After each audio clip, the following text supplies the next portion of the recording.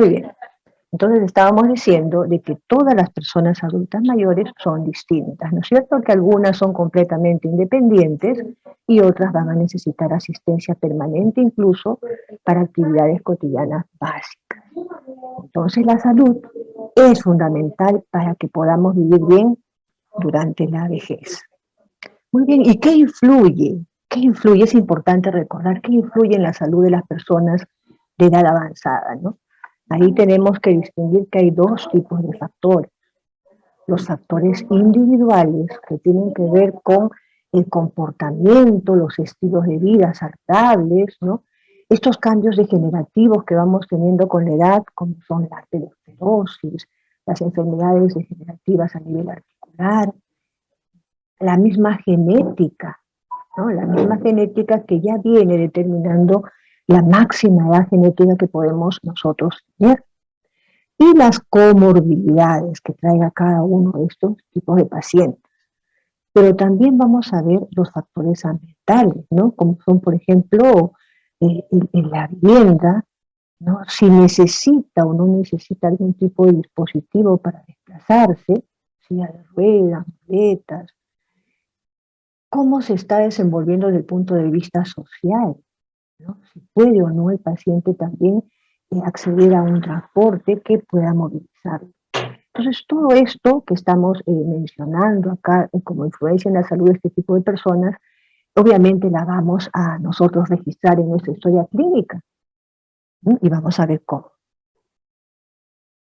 Entonces, es importante recordar que envejecer es pasar por un proceso en el cual nos vamos volviendo frágiles.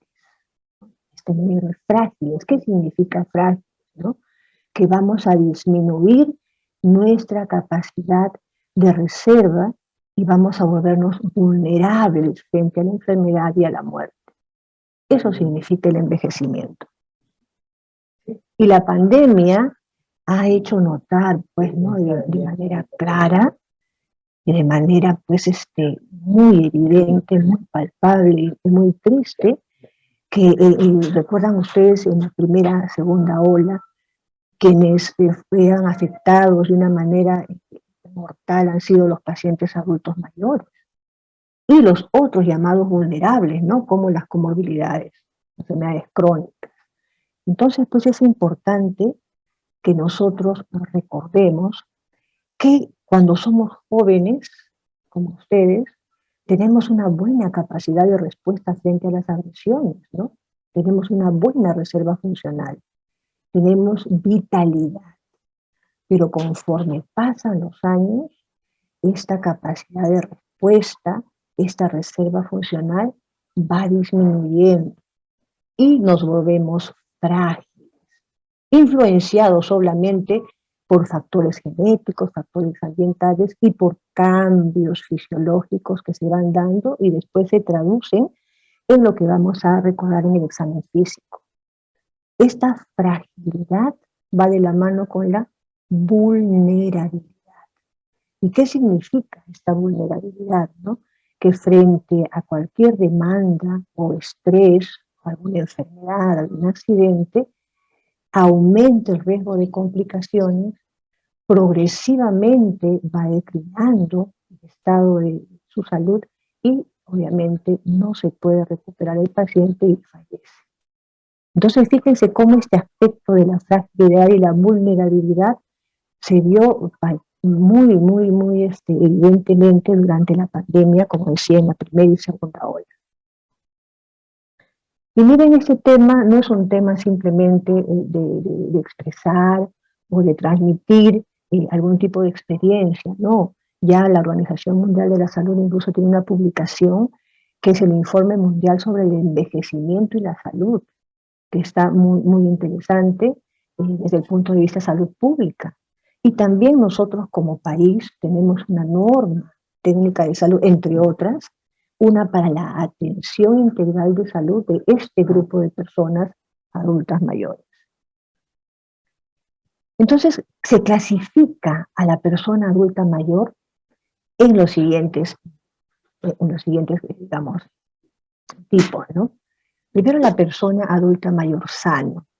es esa persona mayor de 60 años a la que ustedes ven y rápidamente pueden decir, sí, efectivamente tiene 60, 70, 80, pero fíjense, es una persona que de manera independiente realiza actividades básicas de la vida diaria y actividades instrumentales, vamos a ver cuáles son.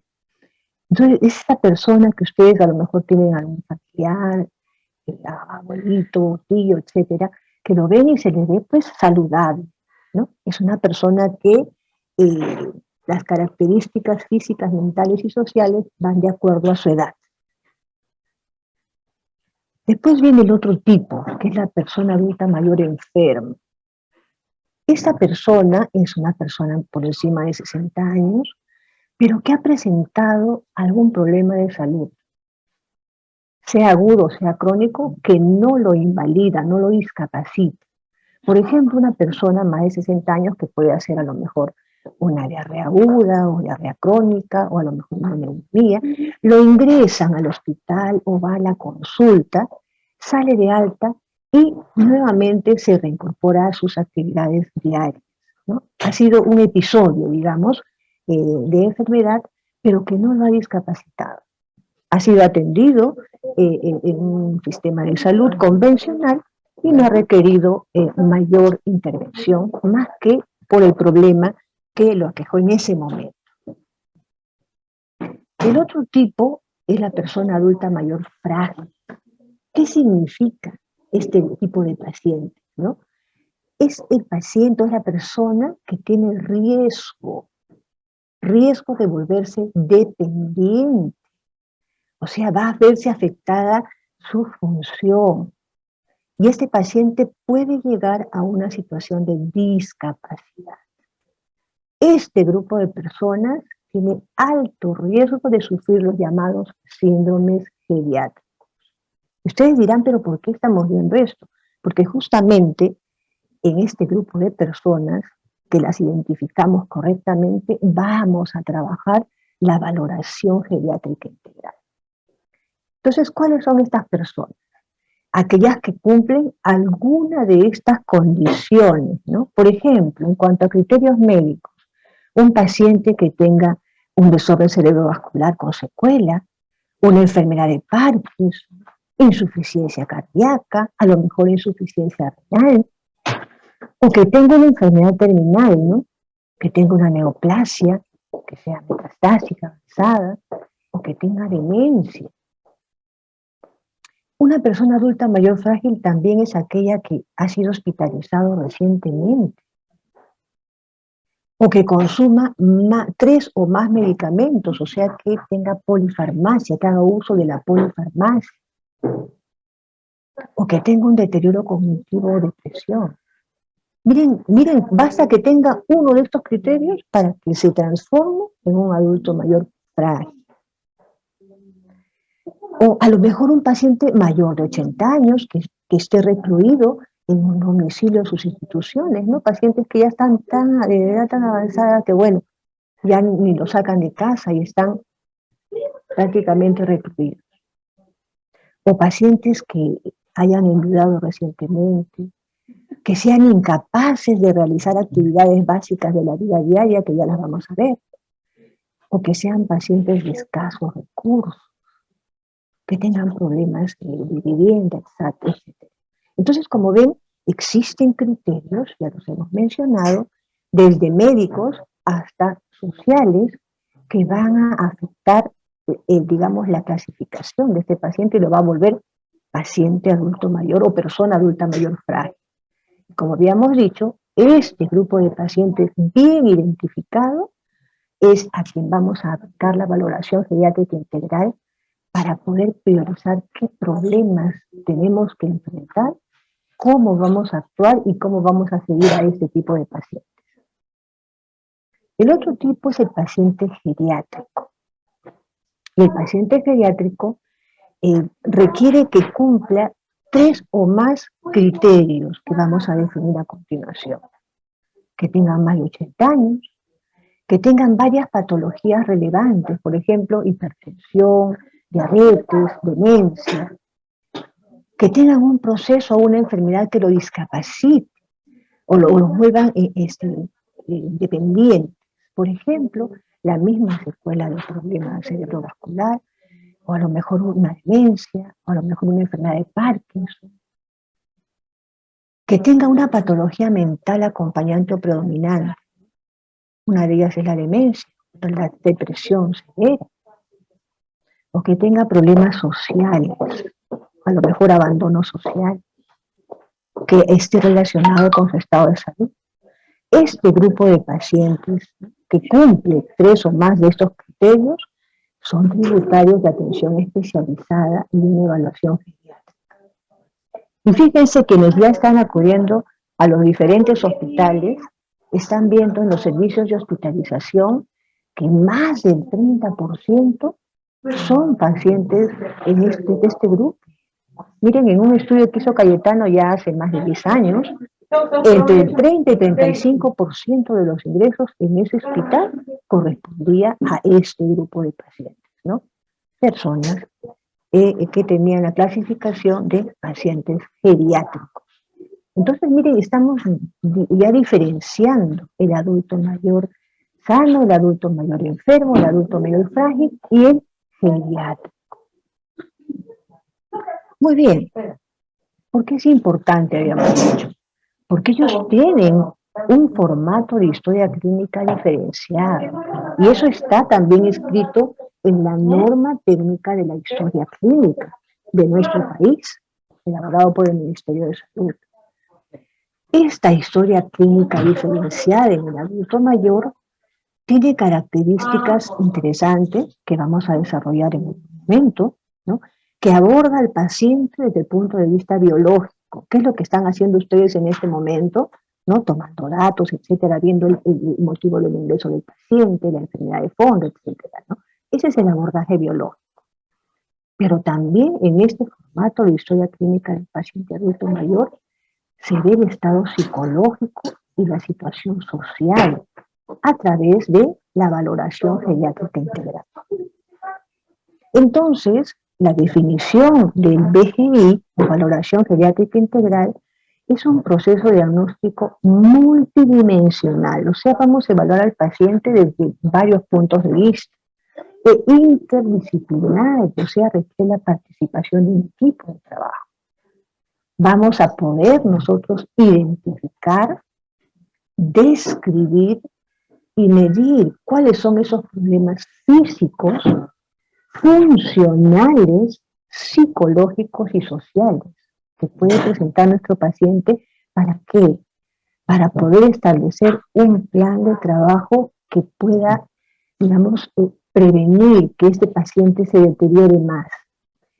Y si nosotros protegemos a este paciente de la, digamos, de la incapacidad o de la dependencia, obviamente que los recursos bajos que tenemos en los hospitales nos van a permitir ayudar a más pacientes.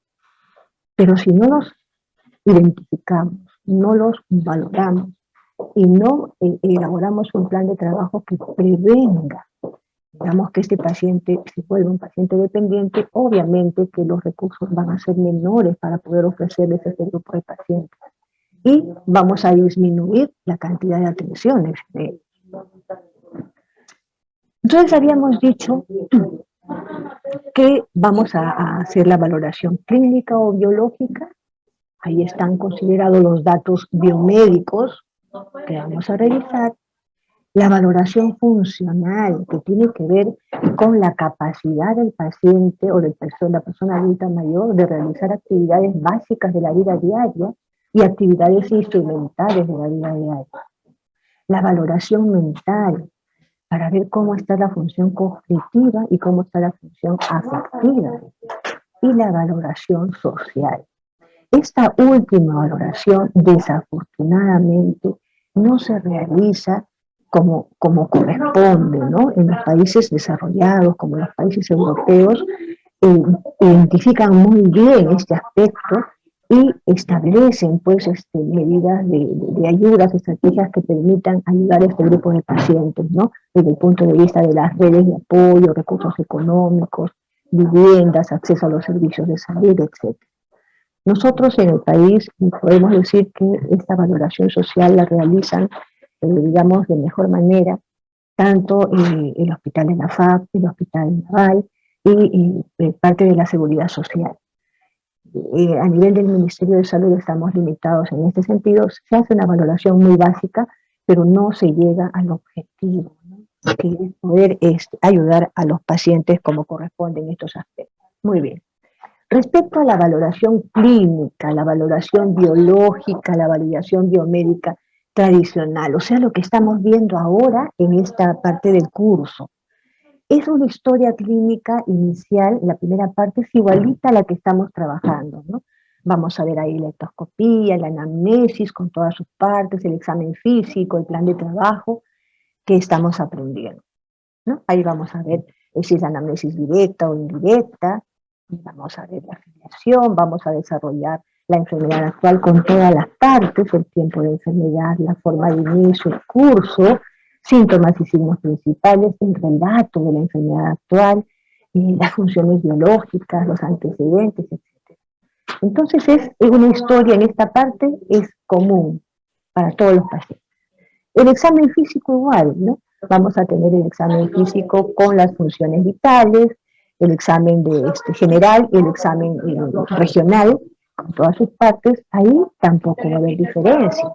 La diferencia va a estar en cómo nosotros hacemos la anamnesis y hacemos el examen físico. Y bueno, las pruebas complementarias que se van a pedir para confirmar nuestros diagnósticos. Pero hay algo importante que ustedes deben recordar. Hay que tener en cuenta que esta población es peculiar y tiene algunas características, y ya ustedes probablemente lo están viendo. Hay dificultades en la comunicación con un buen porcentaje de pacientes adultos mayores, ¿no? Y se va a requerir la participación del familiar o del cuidador. O sea que vamos a tener que trabajar con anamnesis mixta o indirecta. El interrogatorio tiene que ser activo. Una vez que hemos conversado con el paciente o con la familia, nunca debemos considerar que un síntoma que no ha referido no existe. ¿A qué viene este aspecto? De repente el paciente, ustedes lo ven pálido, pero el paciente ha venido por un cuadro a lo mejor de neumonía.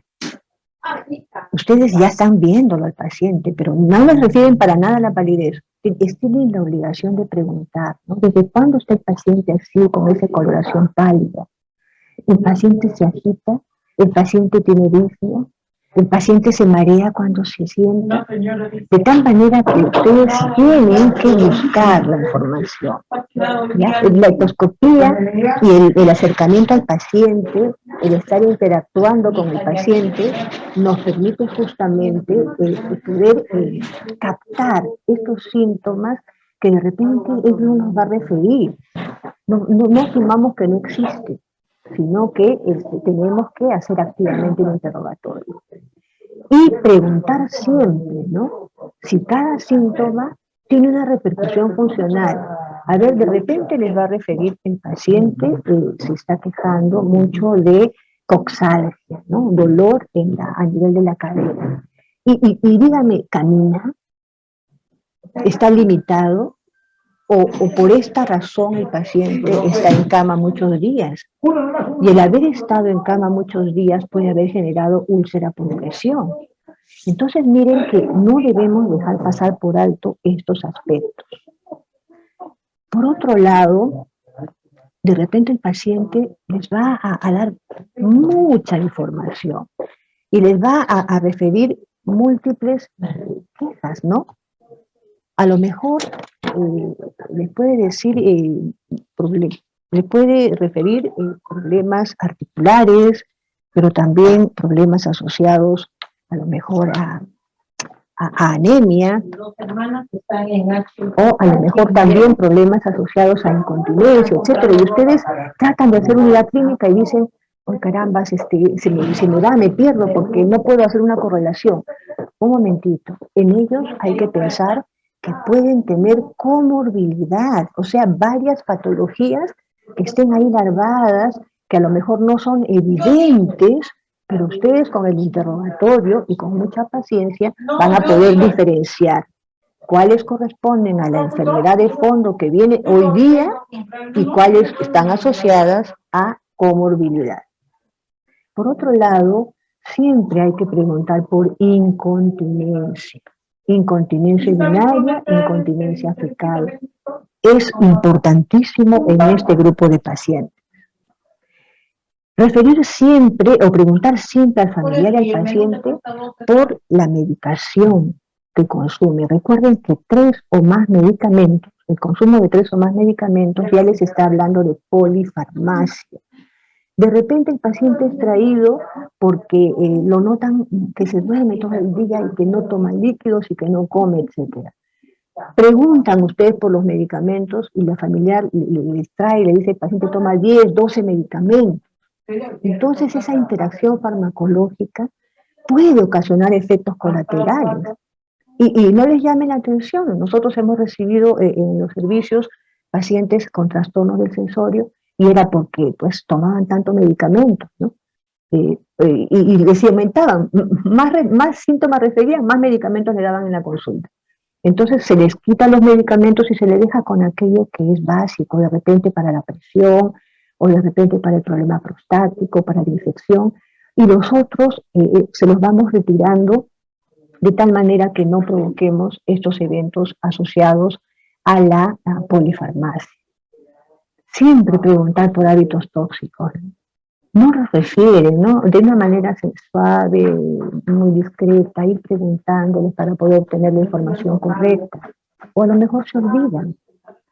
Y siempre hay que incluir una valoración nutricional, ¿no? De repente el paciente tiene pues problemas con la dentadura, de repente no tiene piezas dentarias suficientes. De repente eso está provocando que este paciente pierda peso o tenga a lo mejor problemas de diarrea o a lo mejor problemas de anemia asociados. Pero si ustedes no lo tienen en cuenta, se les puede pasar. Ellos van a un ritmo más lento, ¿no? Pueden tener trastornos, alteraciones en el lenguaje para la expresión, para la comprensión, o a lo mejor para la articulación de la palabra. Acuérdense que puede haber deterioro cognitivo, puede haber problemas de demencia, pueden tener problemas asociados a dificultades en la visión, dificultad en la audición. De repente puede también el paciente quedarse callado. No tenemos que apresurarlos, con ellos tenemos que tener paciencia para poder obtener una información adecuada con ayuda del familiar o cuidador, ¿no? Siempre con ellos hay que preservar, como todo paciente, preservar su dignidad, pero con ellos hay que tener mucho más cuidado. Se confunden fácilmente, pueden hacer síndrome confusional agudo. Si ustedes ven, es la primera vez que un adulto mayor es hospitalizado, él se va a confundir, o ella se va a confundir, va a estar atemorizado, va a hacer depresión. Hay que darle tiempo, no hay que interrumpirlo para que ese paciente pueda comunicar aquello que está sintiendo, ¿no? Antes de la pandemia, recomendábamos mucho darle la mano al paciente, darle una palmada en el hombro. Si ustedes ven, ¿no?, que es pertinente, ustedes lo ven en una situación del paciente de soledad o una fase depresiva, ¿no?, acercarse, darle la mano es muy importante para ellos, ¿no? Ahora con el tema de la pandemia y cierta restricción, digo, nos lavaremos las manos. Y es interesante también cuando ustedes comienzan a hacer la obtención de la información, el interrogatorio, van a ver que el paciente se puede ir rápidamente por las ramas, ¿no? De repente les dan una información y empieza a perderse. Entonces ustedes tienen que saber dirigir la entrevista y a lo mejor reiterar algunas preguntas, ¿no? Si le he dicho que está orinando, que está miccionando correctamente, a lo mejor volver a preguntarle, porque ustedes piensan que la infección puede estar asociada, por decirles, a un problema prostático, ¿no? Reiterarle las preguntas, reiterarle los mensajes, si ustedes están pensando que tiene relación con la enfermedad de fondo. Entonces, como ven, hay características propias de este grupo de pacientes que hace pues que nuestra anamnesis pueda demorar un poquito más teniendo en cuenta aquello que hemos mencionado. No es igual que entrevistar a un grupo de personas como ustedes, jóvenes, despiertos, con mucha vitalidad. No es igual. Con ellos hay que tener mucha más paciencia, mucho más tiempo para poder identificar bien aquellos síntomas y signos que motivan la hospitalización. En cuanto al examen físico, van a trabajar lo mismo que estamos trabajando con las historias clínicas comunes. Es un examen físico que tiene que ser exhaustivo en este grupo de pacientes, no como en todo paciente. Pero en ellos hay que recordar que ellos no focalizan los síntomas, más bien se disparan, no son dispersos, de repente solo refieren pérdida del apetito, o sea, hiporexia, o de repente pueden referir un poco de somnolencia, ¿no? No focalizan como ustedes. ¿Qué significa focalizar síntomas? Significa que el paciente les refiere los síntomas, por ejemplo, de compromiso respiratorio, por ejemplo, de compromiso digestivo, de compromiso urinario. Ellos no, ellos tienen poca tendencia a focalizar, más bien se presentan manifestaciones de tipo general, como en los niñitos, ¿no?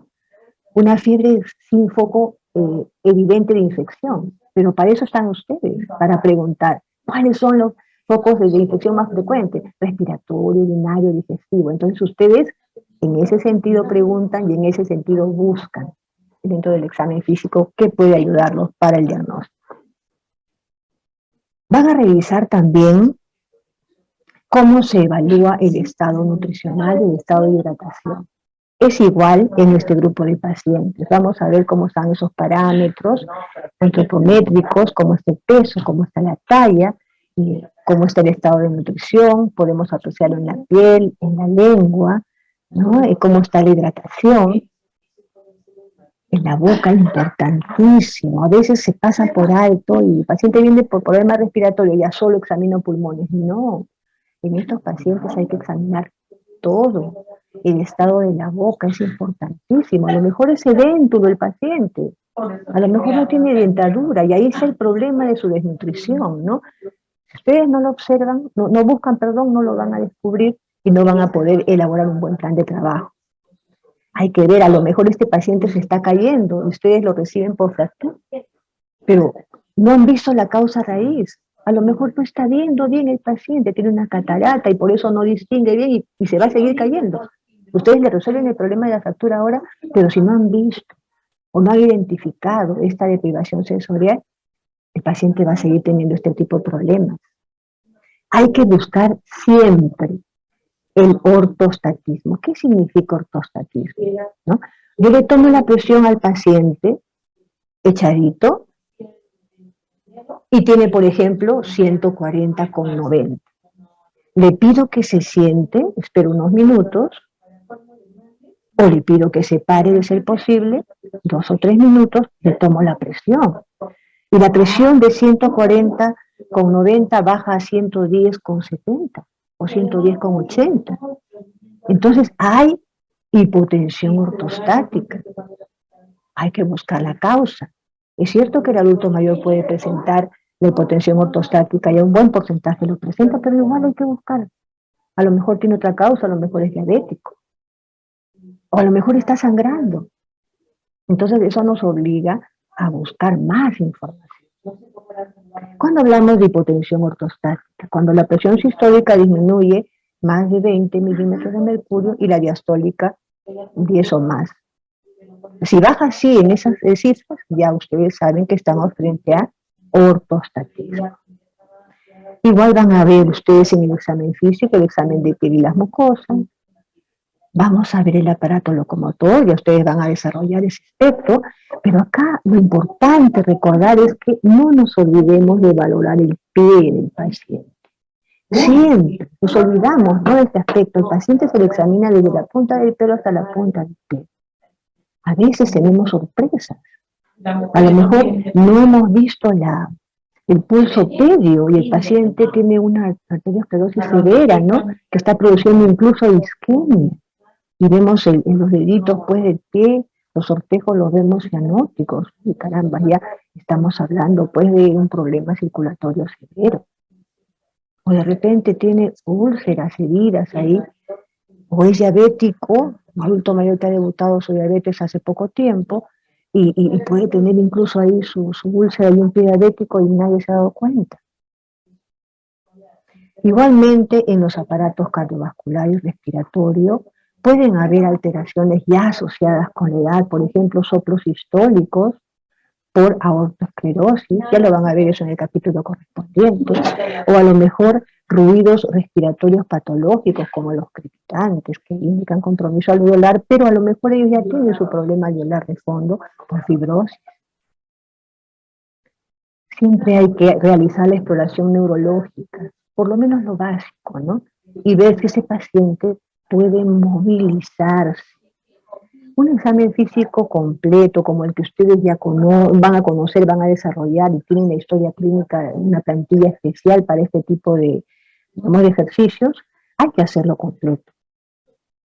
Pero siempre recordando que este es un grupo especial de pacientes.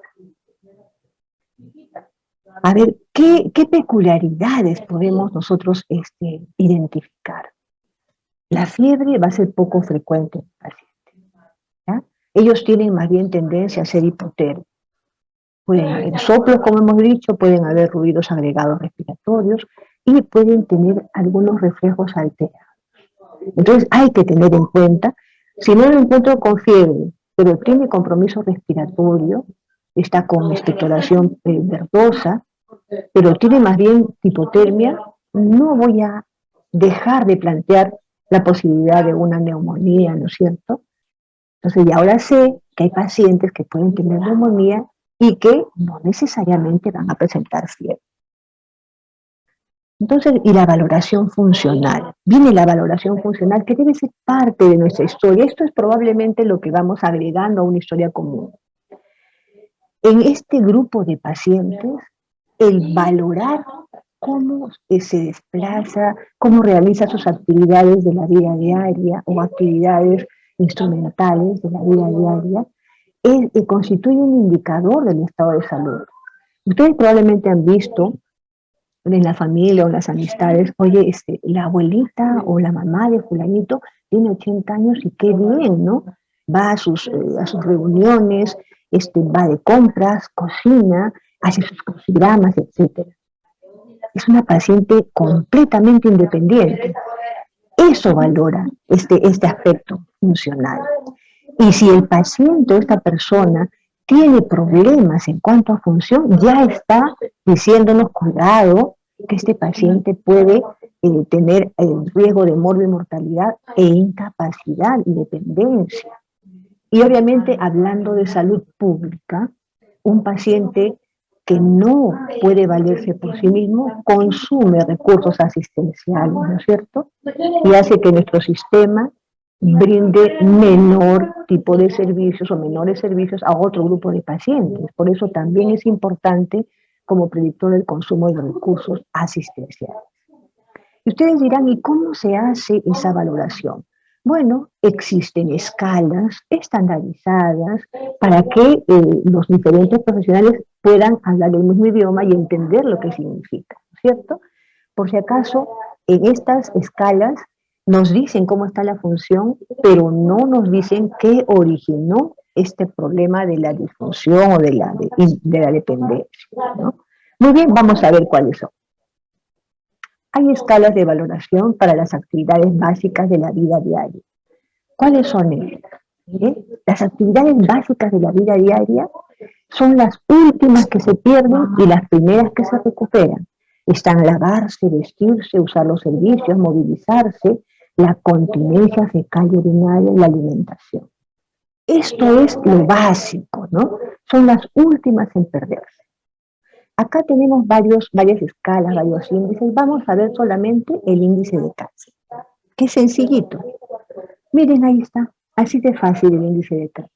Yo lo aplico a mi paciente que estoy recibiendo en el servicio y ya estoy haciendo la valoración funcional.